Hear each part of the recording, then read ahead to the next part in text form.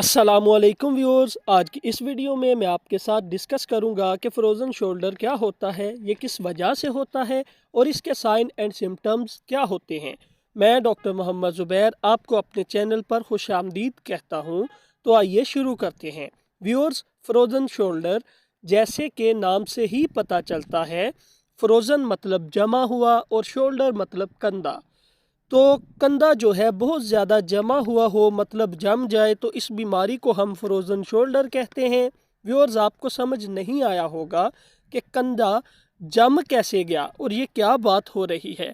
तो आप टेंशन ना लें, मैं अभी आपको डिटेल में बताता हूँ।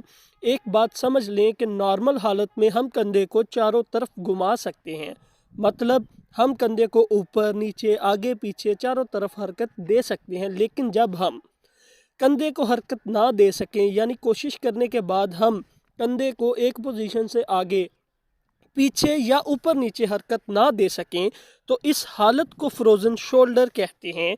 आपको कंधे में जकड़न महसूस होगी, मतलब ऐसे लगेगा जैसे किसी चीज़ ने कंधे को जाम कर दिया है।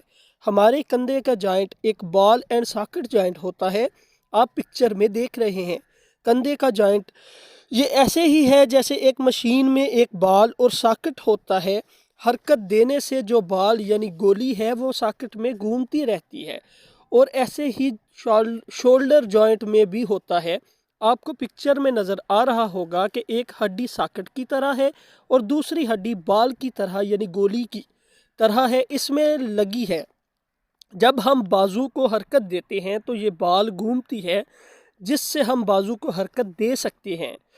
होता क्या है कि जॉइंट जो कि शोल्डर जॉइंट है, इस पर बहुत सारे टेंडन्स होते हैं और लिगामेंट्स होते हैं। ये वो होते हैं जो एक बून को दूसरी बून से जोड़े रखते हैं, जैसे कि पिक्चर में आपको नज़र आ रहा है।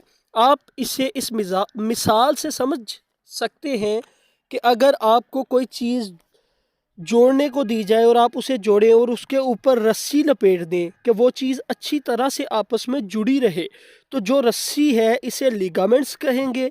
जॉइंट शोल्डर में ये लिगामेंट्स भी रस्सी जैसा ही काम करते हैं। ये जॉइंट को मजबूती से आपस में जोड़े रखते हैं, क्योंकि अगर लिगामेंट्स नहीं होंगे तो हड्डी उतर जाएगी यानी गिर जाएगी, निकल सकती है।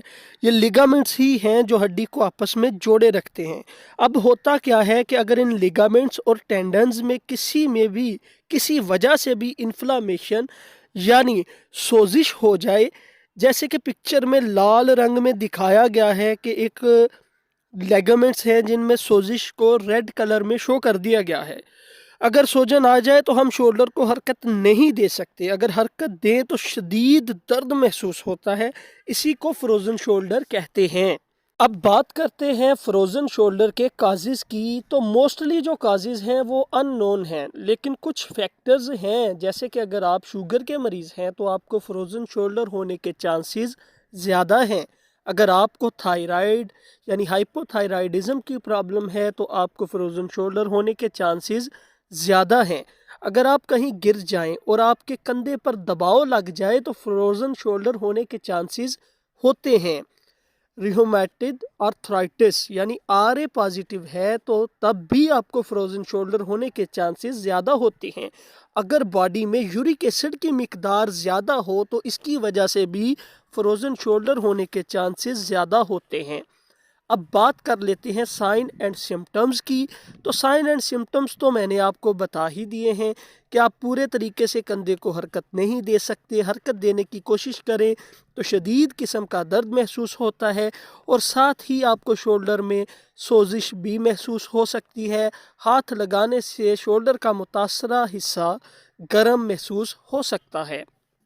अब बात कर लेते हैं इसकी मेडिसिन की कि होम्योपैथिक में कौन सी मेडिसिन हैं जिन्हें इस्तेमाल करके हम फ्रोज़न शोल्डर से छुटकारा हासिल कर सकते हैं। सबसे पहली मेडिसिन है आर्निका 200। यह दर्द की बहुत ही अच्छी मेडिसिन है। ये शोल्डर में लिगामेंट्स की तरफ खून की रवानी को बढ़ाती है, जिससे फ्रोज़न शोल्डर में दर्द का आराम आ जाता है।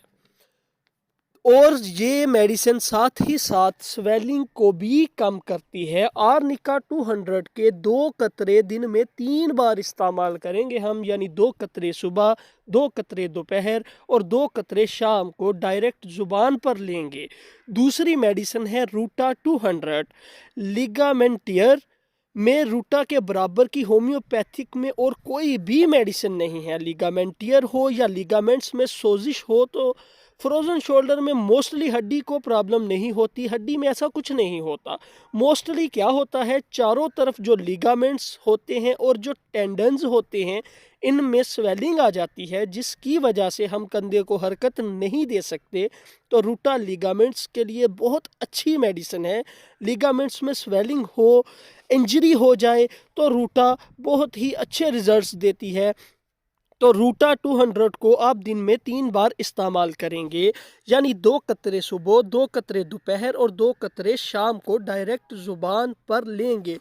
लेकिन यहाँ एक बात आप याद रखें कि जब आप आर्निका 200 लेंगे तो उससे आपने 15 मिनट पहले लेना है और रूटा 200 को आर्निका 200 से 15 मिनट बाद इस्तेमाल करना है।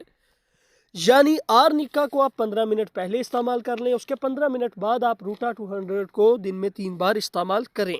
अब चलते हैं हम तीसरी मेडिसिन की तरफ।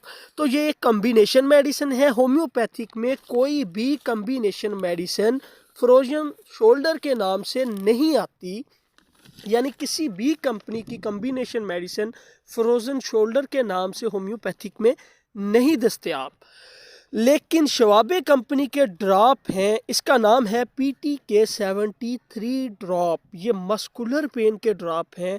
जैसे कि मैंने आपको बताया कि होता क्या है, शोल्डर फ्रोज़न में होता यह है कि लिगामेंट्स में स्वेलिंग आ जाती है, यानी कि मसल्स जो हैं उनके लिगामेंट्स में स्वेलिंग आ जाती है, जिसकी वजह से फ्रोज़न शोल्डर की बीमारी होती है। आप PTK 73 ड्रॉप की पिक्चर देख रहे हैं, पिक्चर में आपको ये नज़र आ रहा है। फ्रोज़न शोल्डर में आउट क्लास रिजल्ट्स देता है ये। इसके तरीका इस्तेमाल की बात करें तो आधे कप नीम गर्म पानी में 15 कतरे सुबह, 15 कतरे दोपहर और 15 कतरे शाम को डालकर आप इसे इस्तेमाल करेंगे। इस मेडिसिन को आप रूटा 200 को लेने के फौरी बाद इस्तेमाल कर सकते हैं। इससे आपको फ्रोज़न शोल्डर में चंद ही दिनों में मुकम्मल तौर पर आराम आ जाएगा, आपकी तमाम प्रॉब्लम ख़त्म हो जाएगी और इंशाल्लाह आपको कुल्ली शिफा अता हो जाएगी। व्यूअर्स, अगर आपको हमारी वीडियोस पसंद आ रही हैं तो हमारे चैनल को सब्सक्राइब कर दें, बेल आइकन को दबा दें ताकि मज़ीद इंफॉर्मेटिव वीडियोज़ आपको मिलती रहें। Doctor Zubair signing off. अल्लाह हाफिज़।